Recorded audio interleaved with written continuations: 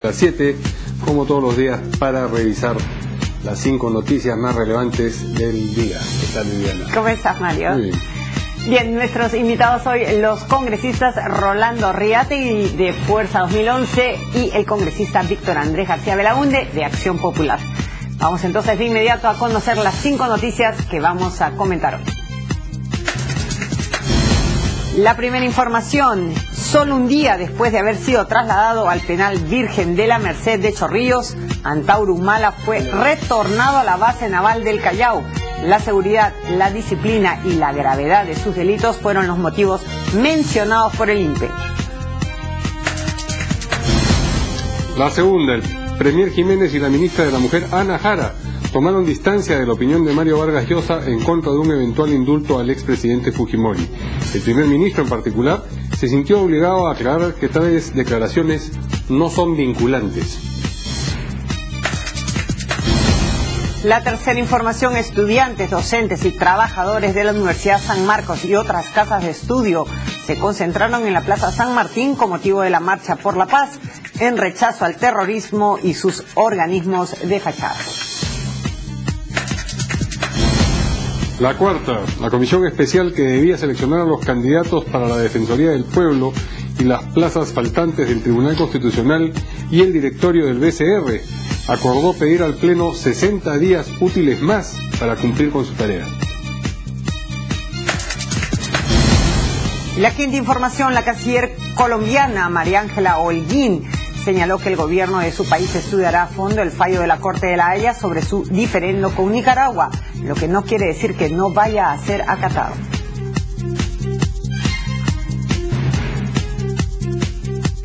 El domingo el INPE procedió a aceptar el mandato del Poder Judicial de trasladar a Antauro Humala, el hermano del presidente, de la base naval del Callao al penal Virgen de la Merced de Chorrillos. Pero hoy día ha retornado Antauro Humala al penal que salió hace un día y medio nada más. Esto porque el INPE en un comunicado señala que en su momento el Poder Judicial acató el habeas corpus presentado porque se especificaba ahí que no habían sido explicadas o fundamentadas de manera suficiente el porqué del traslado. Pues ya lo hizo el INPE, ha señalado que que este traslado se responde a una medida de seguridad, disciplina y a los graves delitos por los que fue condenado, por tanto lo regresan a la base naval del Callao. Vamos a escuchar las declaraciones del padre de Antauro Humala y también de su madre. De distintas fuentes no oficiales, ¿no?, me confirmaban aquello, de que ya lo habían devuelto a la base naval.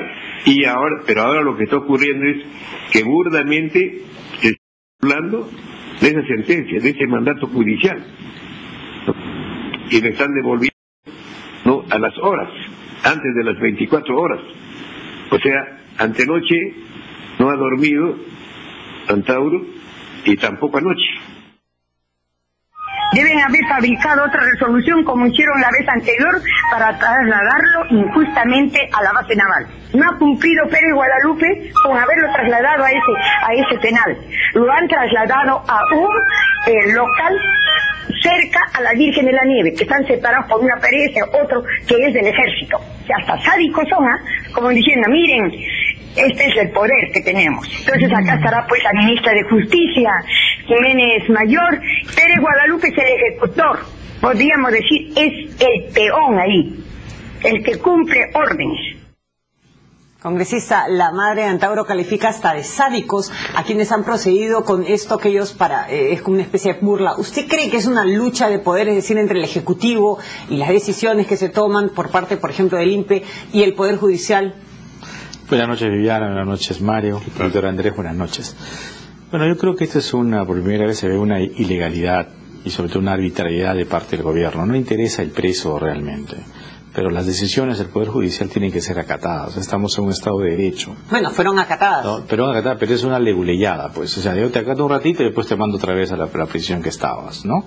Entonces, no me parece bien esto y yo creo que ahí se debe respetar claramente el mandato del Poder Judicial. Si por algo los jueces han decidido algo importante en este caso, porque se trata también de la salud de un preso.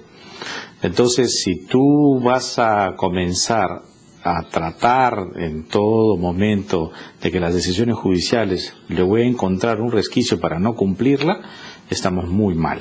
Realmente, que nos guste o no nos guste, y sobre todo la prepotencia del jefe Felipe, porque él es el responsable de esto.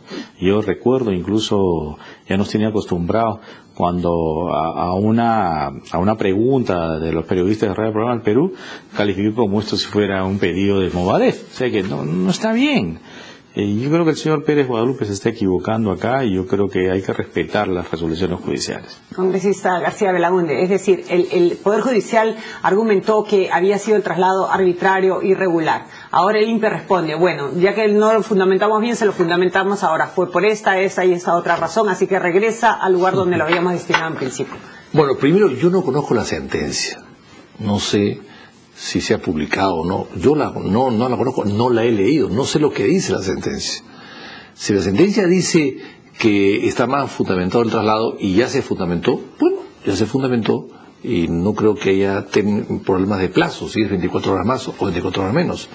Me parece que este es un tema casi familiar. El señor Isaac Humala no se da cuenta que tiene más hijos que Antauro, se preocupa en que su hijo duerma bien, pero no se preocupa de que hay un hijo que es jefe de Estado y que tiene que dormir bien, no el jefe de Estado grande, sino todo el país. La salud legal, económica, social del país es más importante que el sueño de su hijo Antauro, que parece que es el niño mimado, el niño gollito de la familia, porque se dedica a él con una dedicación casi absurda, de como si fuese su hijo único.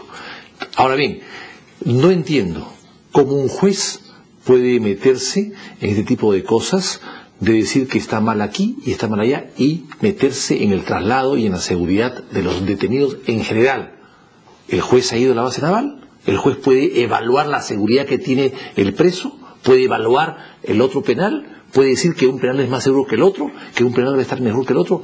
No entiendo cómo el juez puede meterse en cosas tan especializadas cuando él no debe conocer exactamente el régimen penitenciario, ni la seguridad, ni las amenazas, ni las facilidades o no facilidades que pueda tener un señor como Antauro Humala, hermano del presidente de un penal, que requiere tener algún tipo de seguridades y de atenciones especiales. Así que no entiendo cómo un juez se puede meter en un lío como este. Cuando llama la atención la rapidez de la reacción del gobierno, uno se siente tentado a establecer una relación entre la velocidad de la reacción y el temor que le tienen a Antauro puesto en un penal al que la prensa tenga alguna dosis de acceso. Bueno, también, es que la rapidez tiene conexión directa con un tema familiar. Está el padre, la madre, que intervienen en todo y que están atrás de todo y que se dedican pues a su hijo único, al niño Goyito, a Antauro. Yo creo que la rapidez tiene mucho que ver con la intervención de los padres, que no entienden que su hijo, el otro hijo, es jefe de Estado, está por encima de cosas domésticas y personales. Pero también las decisiones del juez no totalmente no analizadas, asépticas, todo lo contrario. Seguramente había una violación a los derechos, y eso es importante verlo también desde ese punto de vista. Y el asunto Antauro de por sí es político, de por sí es una situación complicada, es una situación que también el presidente de la República tiene un peso enorme tras las decisiones que él pueda tomar. Pero sin embargo, creemos que acá, el gusto o no le gusta al presidente o a la familia, hay que respetar todo lo que significa el Poder Judicial. Ahora, congresista, aquí en el Twitter, por ejemplo, mencionan esta relación entre la posibilidad, mejor dicho, lo que dicen es, si es que así el presidente trata a su hermano, entonces, ¿qué pueden esperar ustedes, los fujimoristas, de la posibilidad de indultar al expresidente? Bueno, nosotros creemos que se está tratando de politizar el tema del indulto presidencial. Yo creo que esto tiene que irse por los conductos legales pertinentes, no politizar este tema. Una vez que se politiza este tema ya sale fuera de los ámbitos. Pero esta es una decisión que tiene que tomar el propio presidente de la República. Se pide un indulto humanitario. ¿no? Pero acá ya vienen a opinar miles, se está convirtiendo en un bluff, que al final no le hace bien a esto, ¿no? Y no le hace bien y realmente es lamentable. Y respecto a lo que comentaba al congresista Reategui, congresista Víctor Andrés, el hecho, esto que mencionaba también, la rapidez con la que ha actuado el Ejecutivo o el INPE en este caso específico, ¿marca algún reto hacia el Poder Judicial de cuáles debieran ser sus límites? Es como ok, ustedes tienen poder, pero bueno, nosotros también. A ver, yo insisto, la sentencia tiene que tener un tipo de explicación. Mientras no conozcamos la sentencia en toda su extensión, es difícil saber por qué actuó así el INPE y por qué el INPE desafía de alguna manera al Poder Judicial al hacerle caso, pero a las 24 horas siguientes retornar a Antauro al penal de la base naval del Callao. O sea, debe haber algún tipo de explicación en la sentencia. Bueno, lo que el Poder Judicial ha hecho ha sido acoger un habeas corpus presentado por la familia de Antauro, de manera que los motivos deben estar en el habeas corpus más que en el fallo. El fallo lo que hace es encontrarle sentido a lo que el habeas corpus... Sí, pero el habeas corpus tampoco, la demanda no la conocemos tampoco nosotros, y ahí deben haber muchos puntos, como suelen usar los abogados, piden 10 cosas y le conceden una o dos. Esa concesión hay que ver qué cosa ha dicho. Si la concesión ha dicho, señores, corrija usted la motivación por el cual fue trasladado a la base naval y ya se corrigió, pues evidentemente no se puede cumplir dentro de las 24 horas o dentro de los 2 o 3 o 4 o 5 meses siguientes, ¿no? Pero también es una lectura, otra lectura. Claro que sí. Oye, cuidado Poder Judicial, cuidado, mira, lo que estás haciendo no está bien, yo voy a tomar mis propias medidas. No le están diciendo, mira, tus resoluciones no me gustan y por lo tanto si no me gustan yo voy a hacer las cosas que yo quiero. Ese fue el tono de las declaraciones tanto del señor Pérez Guadalupe cuanto del primer ministro cuando recién se conoció el fallo. Dijo, el Ejecutivo o el Gobierno no está de acuerdo y quiere hacer lo posible para que permanezca en la base naval. Eso se ha traducido en la medida que hemos conocido. Pero yo entiendo lo que dice Rolando, pero también hay que tomar en cuenta que Antauro no es el único detenido en el Perú. En el Perú deben haber más de 50.000 detenidos. Entonces lo mismo puede pasar en muchos más, en Abimael mismo, o en Montesinos, que pide que ese penal no es el adecuado y quiere trasladarse a otro penal. Cuidado. O sea, yo creo que acá estamos jugando con detenidos. Lógicamente que el nombre Humala, Antauro Humala, es el que pesa y el que hace que las decisiones se tomen con tanta rapidez. Bien, vamos a hacer la primera pausa en las 5 a las 7 y regresamos inmediatamente después. Bien, ya estamos de regreso aquí en las 5 de las 7. Hoy día nos acompañan dos congresistas, el congresista de Fuerza 2011, Rolando Reategui, y el congresista de Acción Popular, Víctor Andrés García Belaunde. Y vamos a conversar con ellos ahora de la segunda noticia, que tiene que ver con las reacciones que ha generado la declaración de ayer del escritor Mario Vargas Llosa, quien, a propósito de la posibilidad de que se le conceda el indulto al expresidente Fujimori, pues dijo que le esperaba que eso no ocurriera porque no estaba en una gravedad extrema o terminal la enfermedad del ingeniero Fujimori, y dijo que esperaba que el gobierno no ensuciara su gestión concediendo el indulto. Me parece que esos fueron más o menos los términos que utilizó. Pues bien, esto ha generado reacciones, por supuesto, dentro del gobierno y también fuera del gobierno, pero vamos a concentrarnos primero en la sutil toma de distancia que se ha producido de parte del gobierno en boca de dos de sus ministros. En primer lugar, del presidente del Consejo de Ministros, el señor Jiménez, y luego de la ministra de la Mujer, Ana Jara. Vamos a escuchar sucesivamente las declaraciones de uno y otra.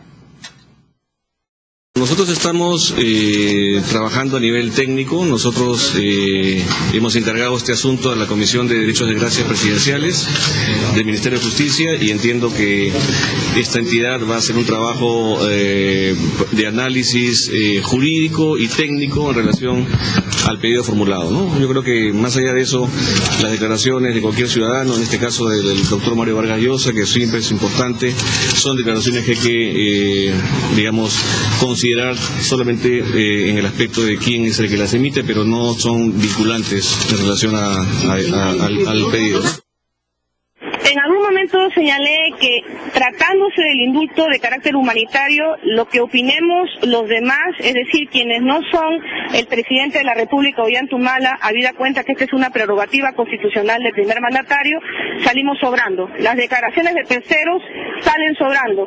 La decisión final la tomará el presidente de la República, y él lo ha expresado ya en el exterior, tomará una decisión teniendo en cuenta el interés nacional. Es una prerrogativa del presidente de la República y no puedo yo opinar respecto a una decisión propia que tendrá que adoptar el primer mandatario. Bien, en síntesis, el presidente del Consejo de Ministros dice que las opiniones de Vargas Llosa son importantes, pero no son vinculantes, lo que es una verdad de perogrullo, porque ¿por qué habrían de ser vinculantes opiniones de una persona que no es el Tribunal Constitucional, no sé, no forma parte del gobierno? Y un poco más ásperamente, la ministra Ana Jara dice que las opiniones de terceros salen sobrando en esta materia. Antes de preguntarle por la opinión del propio fujimorismo acerca de las opiniones de Vargas Llosa, ¿qué piensa usted, congresista Reategui, de esta aclaración hecha por el primer ministro en el sentido de que los pareceres de Mario Vargas Llosa no son vinculantes? Bueno, lo primero que quiero decir es que Vargas Llosa es el garante de este gobierno. Por lo tanto, sus declaraciones tratan de influir definitivamente en las decisiones que pueda tomar el presidente. Pero sus declaraciones también son el garante de odio, de la venganza, de las bajas pasiones humanas. Yo no sé si creerle al señor Vargas Llosa. Por ejemplo, Vargas Llosa antes decía que le gusta decir que el presidente Fujimori es un dictador siendo elegido por el pueblo, pero le lamía las botas al dictador Velasco, que entró al Palacio de Gobierno y le votó al presidente Belaúnde, entrando con tanques y todo. Se arrodillaba ante esta dictadura, alababa todas sus tropelías que hacía, ¿verdad? Y incluso después insultaba a los medios de comunicación, diciendo, por ejemplo, que la República es otra manifestación exime de la cloaca hecha prensa. Y así, eso fue en el pecho del agua, no fue en la época de Velasco, porque la República no existía en la época de Velasco. Pero fíjate, todas estas cosas Vargas Llosa decía. Ahora Vargas Llosa, imagínate, de haber dicho de todas estas barbaridades de los periodistas que de una u otra manera hasta ahora siguen escribiendo y son respetados, también le dice barbaridades. Imagínate, yo no puedo decir una barbaridad sobre un medio de comunicación y ahora escribir en ese medio de comunicación. ¿A quién creerlo? Si este señor está por el odio, por la venganza, por todas estas cosas, ¿no? Por la reacción del primer ministro acerca de las opiniones de Vargas Llosa. Yo creo que acá, si bien es cierto que las opiniones no son vinculantes, tiene un peso político muy grande, ¿verdad? Y aunque él diga que no, es su garante, pues. Es el garante de este gobierno, conjuntamente con el señor Toledo, que ya han dicho que no se debería dar este indulto, y además de Nobel de Literatura pasa a ser Nobel de Medicina. Congresista García Belaúnde, ¿tiene usted la impresión de que la opinión de Vargas Llosa incomoda al gobierno y que estas dos tomas de distancia son una expresión de esa incomodidad?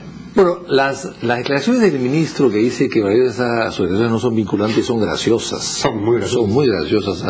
A mí me produce escozor, digamos. Son muy graciosas.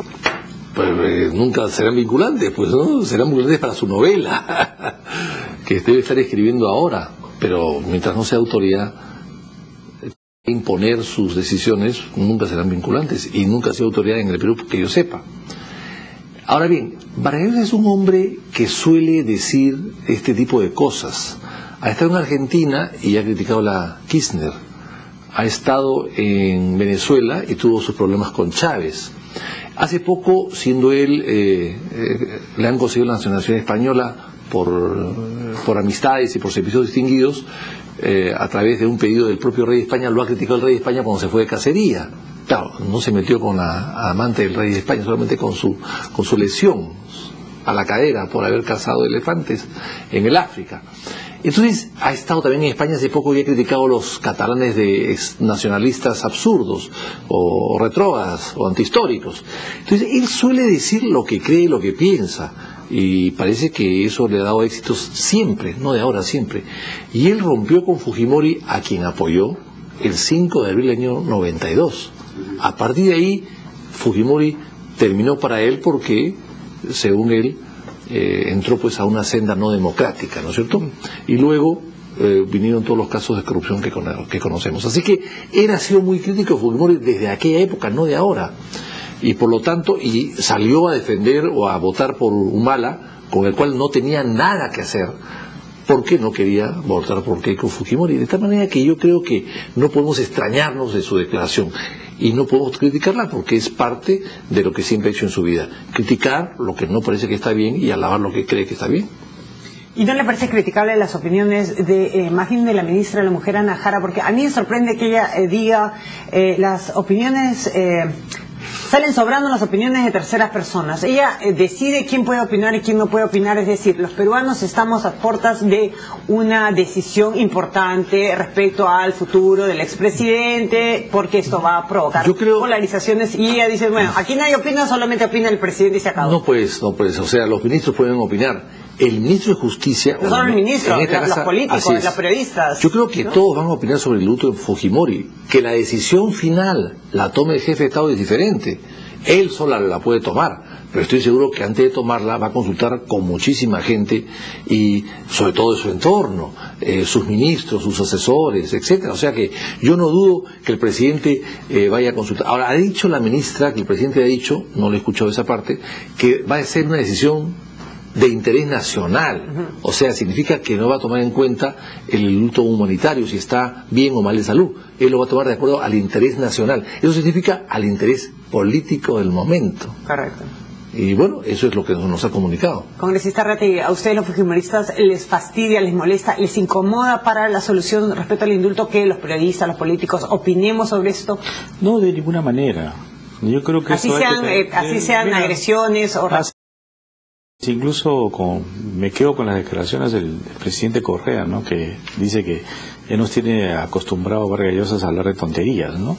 Me quedo incluso con esa frase, siendo más claro, ¿no? Porque al final yo creo que siendo un expresidente, obviamente va a haber situaciones en las cuales uno va a tener que opinar. Va a tener que discutir, obviamente, pero si le llevamos de un punto de vista estrictamente humanitario, ¿qué opinión puedes tener en favor o en contra de la vida?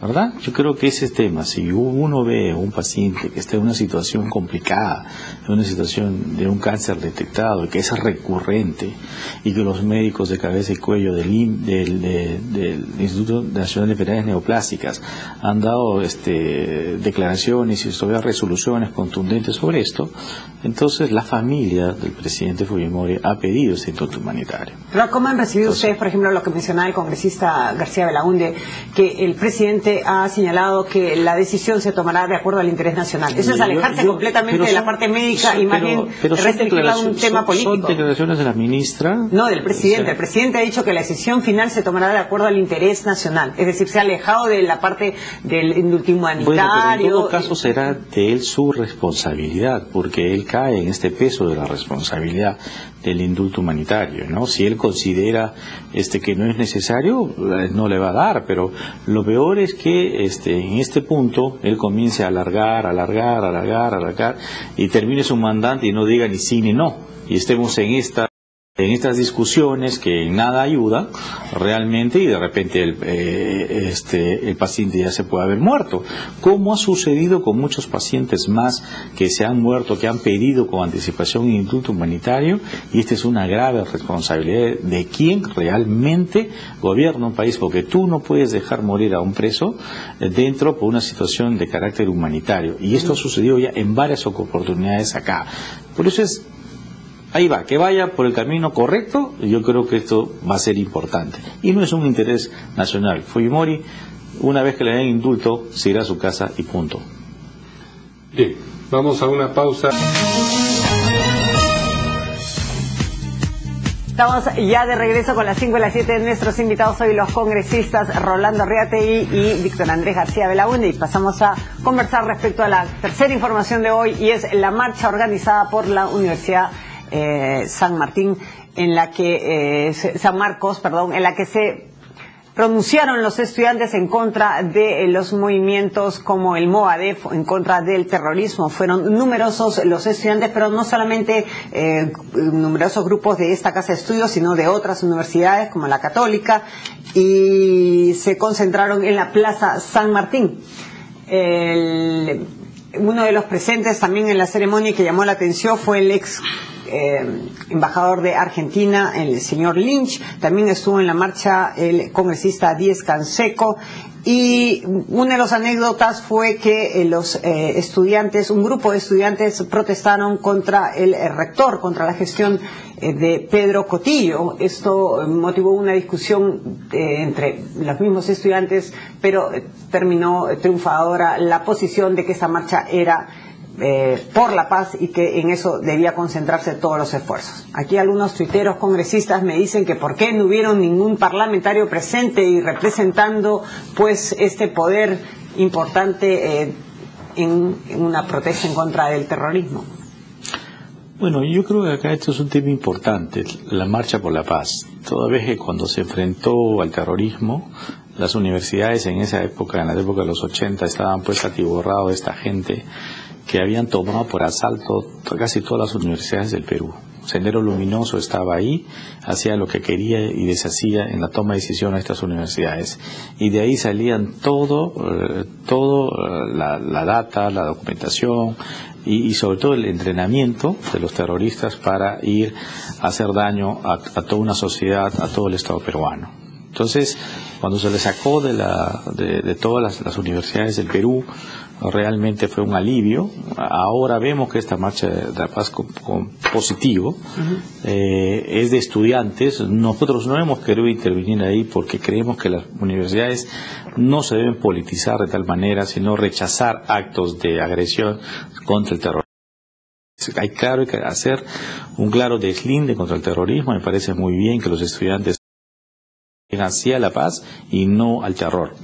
Ya, pero ir nosotros, los congresistas, a tratar de politizarlo o a tratar de ser figuretis para ir y decir que yo también estoy con eso, no me parece. ¿Cree que la presencia del congresista Díez Canseco era un tema de figuretismo? Bueno, no voy a hablar de él, pero si tú recibes al Movadef en Argentina como embajador y después ahora te quieres limpiar la cara y no la marcha, es siempre el doble discurso, el doble rasero que tiene esta gente que se dice ser de izquierda, a la final siempre apoya el terror. El premier Juan Jiménez ha dicho que como Poder Ejecutivo están apoyando y orientando a los rectores en esta necesidad de manifestarse y de apoyar a los estudiantes en este tipo de manifestaciones. Bueno, ¿El Poder Legislativo está haciendo algo parecido? Bueno, yo creo que sí. Todas las leyes que puedan y que deban aprobarse se están aprobando. Volviendo al tema de la marcha, primero, porque la pregunta ha sido por qué hemos estado allí, ¿no es cierto? Bueno, aparte. En primer lugar, yo soy un parlamentario activo, no estoy suspendido, entonces no tengo tiempo para ir a una marcha. En esa misma hora tenía la Comisión de Constitución, que estamos discutiendo el caso del transfugismo, y después hemos tenido la comisión famosa que va a elegir a los miembros del TC si algún día los elige, etcétera. Así que yo no hacer un tema de trabajo exclusivo. Así es. Primero y segundo, tampoco me han invitado. Si me hubiesen invitado, con mucho gusto. Yo a esta edad ya no me meto a lugares donde no me han invitado, porque además pueden pensar, no es porque haya ningún tipo de formalidad, no, sino que la gente puede pensar que uno va a buscar votos a una marcha o lo hace con ánimo de ganarse alguito, y eso tampoco es verdad. Y en tercer lugar, me parece muy bien que el rector de San Marcos esté presidiendo esta iniciativa extraordinaria, porque ellos van a ser o pueden ser muy pronto las primeras víctimas del prosenderismo, que puede ganar adeptos y que le va a causar problemas a él y a todos los profesores en el futuro, y que pueden llegar inclusive a controlar el tercio estudiantil, y a través del tercio estudiantil controlar y la elección inclusive de las autoridades, selección y destitución de las autoridades. Entonces me parece muy bien que San Marcos y otras universidades nacionales recojan el guante, el reto, y se lancen a la calle con un medio de protestar y decir vamos a luchar ideológicamente contra este movimiento de fachada de Sendero Luminoso. A propósito de lo que ha comentado el congresista Reategui acerca de Nicolás Lynch, embajador peruano en Argentina, hasta hace algunas semanas, ¿comparte usted la idea de que este es un esfuerzo por lavarse la cara? Y yo creo que Nicolás Lynch cometió un error infantil en Buenos Aires, que además hemos visto la entrevista a los demócratas en Buenos Aires, que ellos dicen que son 30. Yo sé que son 11 o 12. O sea, hemos hecho un escándalo por... cuidado, hemos agrandado este movimiento de 10 o de 12 personas en Buenos Aires, donde hay 400.000 peruanos, y le hemos dado una cabida, una importancia. Más militantes hay de Acción Popular en Buenos Aires, y nadie los convoca, nadie se refiere a ellos, y seguramente habrá más fujimoristas también. Entonces yo creo que estamos agrandando un tema y dándole una publicidad excesiva que puede ser contraproducente y que puede además servir a los intereses de ese movimiento que busca la notoriedad para avanzar. Pero Víctor Andrés, el ex embajador no es un niño de pecho, es un político que sabe qué cosa es Sendero Luminoso, sabe qué cosa es el Movadef, sabe que ellos no han cambiado. Esto siempre ha sido la política de Sendero, el doble discurso, engañar a la opinión pública. Entonces no es una persona que es un ignorante en política, por favor, es una persona que sí sabe cómo es Sendero Luminoso, sí, un movimiento asesino. Sí. Pero, yo creo que esto no le estamos dando porque la prensa ha demostrado que en todas partes del mundo está tratando, este es un movimiento activo, es un movimiento activo que va a todas partes del mundo a querer vender, decir que en el Perú que el presidente Ollanta Humala es un asesino, es un vendepatrias, ¿no? Sí. Es un violador de los derechos humanos. Entonces afecta la imagen del Perú, le hace daño al Perú. Sí. Entonces, porque ellos no han cambiado, en un momento han cambiado, ellos siguen tratando de mentir, ese doble discurso para mentir y obtener el poder en base a la violencia, a la fuerza, para capturar y ser los dueños y reyes del Perú. Una pequeña precisión. Yo estoy seguro que el señor Lynch tiene mucha experiencia política, muchísima, pero ninguna diplomática. Y lo que ha hecho es un error diplomático cometido, no es un error político. No sé si es un error político, habría que analizarlo en todo caso. Si recibió una carta en el pasillo, en el hall de entrada de embajada, eso no un error político. Yo creo que ha sido un error diplomático, actuó mal como diplomático, y no ha sido cambiado ni ha renunciado por un error político, sino por un error diplomático. Y en eso, en el mundo diplomático, parecería que no ha estado experto, que no ha sabido cómo manejarse ni conducirse. Bien, vamos a hacer una pausa, la última de las 5 a las 7, y regresamos con las últimas también dos informaciones. Eso, en las 5 de las 7, hoy día nos acompañan los congresistas Víctor Andrés García Belaúnde de Acción Popular y Rolando Reategui de Fuerza 2011. Vamos a conversar con ellos ahora a propósito de un tema que les es particularmente cercano, que es el de la Comisión Especial Multipartidaria, elegida originalmente para escoger a los candidatos que debían llenar las plazas para el Defensor del Pueblo, 3 miembros del directorio del BCR y... ¿Del BCR? 3 del BCR y 6 del Tribunal Constitucional. Así es. Cuando el nuevo presidente del Congreso, el señor Víctor Isla, asumió el cargo, una de sus ofertas, vamos a decir, electorales, fue que en 60 días el asunto se solucionaba, y eso fue lo que se le concedió a esta comisión, 60 días útiles que se vencen hoy. Como no sea que de aquí a la medianoche hayan escogido a estas 10 personas, pues parece que no han cumplido con su objetivo, por lo que quien preside la comisión, el señor Jaime Delgado, ha anunciado que van a solicitar una extensión de 60 días útiles más para cumplir con su cometido. Vamos a escuchar las declaraciones del congresista Delgado. Nosotros, como a todos consta, comenzamos a evaluar los candidatos al TC. Fue complicado alcanzar la mayoría de 87 votos. Entonces pasamos al defensor del pueblo pensando que iba a ser más fácil. Efectivamente la comisión logró tener en algún momento un consenso, y ese consenso fue presentado al Pleno del Congreso. Entonces ya el Pleno decidirá si acepta o no la propuesta. Lo cierto es que con relación al tema de los miembros del Tribunal Constitucional y del Banco Central de Reserva, no alcanzamos en el plazo establecido ponernos de acuerdo. Conversábamos sobre la posibilidad de solicitar una ampliación de plazo, pero finalmente la comisión ha dicho, mejor cumplamos simplemente con informar hasta dónde llegamos y que finalmente sea el Pleno el que tome la mejor decisión. Parece que no están decididos a pedir la ampliación. En cualquier caso, 60 días más es un exceso de optimismo pensar. El congresista Víctor Andrés García Belaúnde, dicho sea de paso, integra la comisión. ¿Sería un exceso de optimismo pensar que en 60 días más van a conseguir lo que no han conseguido en los primeros 60? Bueno, en realidad es difícil, ¿no? Es difícil el tema. Está un poco entrampado porque cada grupo quiere que sus candidatos no sean vetados. En el Consejo de Seguridad de la ONU hay vetos, pero en esta comisión no hay vetos, porque, y es cierto, pueden haber personas de calidad. El hecho de que sean personas a veces muy politizadas, muy identificadas con un partido, crea problemas y resentimientos y suspicacias en los otros partidos, en las otras bancadas. Y eso es lo que no se debe superar cuando nosotros siempre hemos planteado, desde nuestro punto de vista, que lo que hay que buscar es los partidos que están ahí, no buscar a sus integrantes para que sean miembros, sino buscar a personas independientes con prestigio personal, que nadie dude de ellos, para poder elegirlos y levantar la imagen del tribunal que está tan alicaída. Lo único que hemos llegado a un consenso es en el defensor del pueblo. Ya hay consenso, pero a última hora un pequeño grupo de 2 bancadas empezaron a cuestionar la designación. Lo que se está haciendo ahora es muy sencillo. Ese defensor del pueblo elegido, que es Walter Gutiérrez, que se somete a votación. Y es el candidato a defensor del pueblo. Exactamente, es el candidato a defensor del pueblo, se somete a votación y ya con los votos de las 7 bancadas, y si hay alguien que no vota, ya será su propia responsabilidad de no respaldar a su vocero. Pero yo creo que hay que profundizar y ampliar y llegar a esa conclusión para luego ver qué se hace con el resto de los miembros, si se nombra otra comisión o se da plazo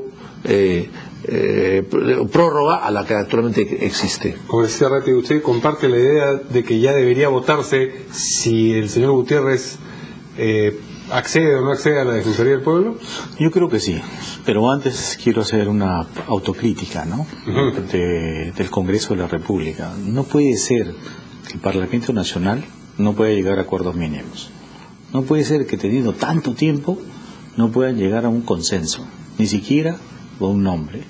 Llegaron a un acuerdo con el Defensor del Pueblo. Llegaron, la mayoría, todos estaban de acuerdo que sea Walter Gutiérrez. En el momento de que se iba a llevar la votación, viene Toledo y dice no al señor Walter, como si tendría el veto adecuado. Chantajea al gobierno diciendo que esto no puede ser. El señor que es presidente de esta comisión, Jaime Delgado, dice sí y después dice que no. O sea, dice sí, no tiene realmente contundencia, no tiene capacidad para hacer las cosas de la mejor manera. Todas las decisiones que él hace, tímidamente dice sí y después se echa atrás, cuando miembros de su propia bancada tratan en todo momento de decirle y de ponerle una estocada, y él dice, bueno, vamos a conversar, ya no hay consensos, mira que hay que aplazar la votación, mejor buscamos a otra persona.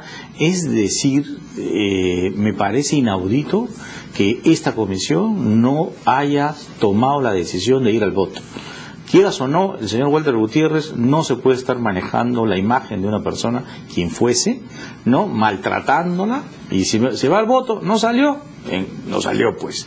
pero no puede hacer eso el Congreso de la República, está muy mal. Las autocríticas siempre son muy bien recibidas, sobre todo si van a tener un resultado favorable, una conclusión buena para el país. Pero, ¿qué podría diferenciar estos próximos 60 días de los anteriores 60 días? Es decir, ¿qué cambio ya se dio en este grupo del cual usted forma parte, congresista, para que lleguen a un acuerdo para todos? Si se elige la propuesta de la comisión, terminada la comisión de funciones que termina el día de hoy, si se elige el próximo jueves o el siguiente, a la propuesta que ha hecho la comisión, o sea, al señor Gutiérrez, yo creo que puede haber algún tipo de justificación para... Si no es así, yo creo que habría que nombrar una nueva comisión. ¿Y qué va a pasar con los otros cargos? O sea, 3 miembros es una vergüenza BCR, que de 7 miembros... 6 magistrados del Tribunal Constitucional... De 7 miembros del BCR, 4 están en funciones y 3 ya se han ido. O sea, el BCR toma sus decisiones con 4 miembros, no con 7. Es fatal. Y en el caso del Tribunal Constitucional, de 7 hay 6 que ya están de salida, haciendo maletas. ¿Y cómo pueden estar dictando sentencias y firmando sentencias si ya están con las maletas listas? No entiendo. Es decir, es mejor nombrar una nueva comisión a darles a la misma 60 días más, porque usted ya vio el interior de la misma. ¿Cómo se desarrolla? Yo, como soy miembro de la comisión, no quisiera pronunciarme a favor de una nueva... Sí, yo creo que la autocrítica yo la he hecho internamente. Y he planteado desde el primer momento que se busque a los mejores, no al que tiene carnet partidario. Pero también hay que ver una cosa, no dicen no al que tiene carnet partidario, pero sin embargo, Víctor Andrés, el señor Álvaro Orlandini, que tenía carnet partidario, que era secretario general de Acción Popular, era miembro del Tribunal Constitucional.